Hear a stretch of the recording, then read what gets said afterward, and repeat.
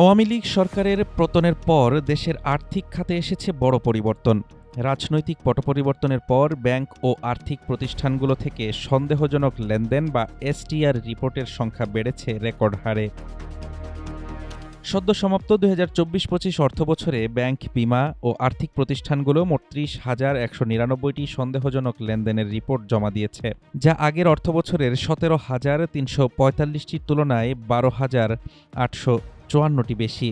অর্থাৎ মাত্র এক বছরের ব্যবধানে এই রিপোর্টিং বেড়েছে প্রায় ৭৪.১০%। সন্দেহজনক লেনদেনের রিপোর্ট বাড়লেও এই সময় নগদ লেনদেনের প্রতিবেদন বা সিটিআর কমেছে প্রায় ১৯%।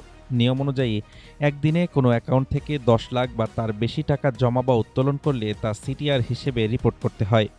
২০২৪-২৫ অর্থবছরে এমন রিপোর্ট হয়েছে ১৯,৪৫৪টি, যা আগের চেয়েও ৪,৪46টি কম। প্রতিবেদন বলছে, সন্দেহজনক লেনদেনের সিংহভাগ বা ৯৫% রিপোর্টই এসেছে ব্যাংকিং খাত থেকে। ২০২৪-২৫ অর্থবছরে ব্যাংকগুলো একাই ২৮,৭৫৫টি রিপোর্ট জমা দিয়েছে, যা আগের বছরের চেয়ে ৮০%ই বেশি।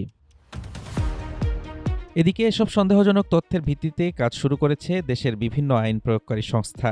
বিদায়ী অর্থবছরে বিভিন্ন সংস্থার মধ্যে ১,৩১৪টি তথ্য বিনিময় হয়েছে, যার মধ্যে সর্বোচ্চ ৬৫৭টি তথ্য নিয়েছে সিআইডি সহ পুলিশের বিভিন্ন ইউনিট।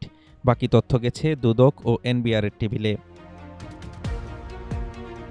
সংশ্লিষ্টরা বলছেন, ভয়ের সংস্কৃতি কেটে যাওয়ায় আর্থিক খাতের বড় বড় অনিয়ম ও অর্থ পাচারের তথ্য এখন সহজেই সামনে আসছে।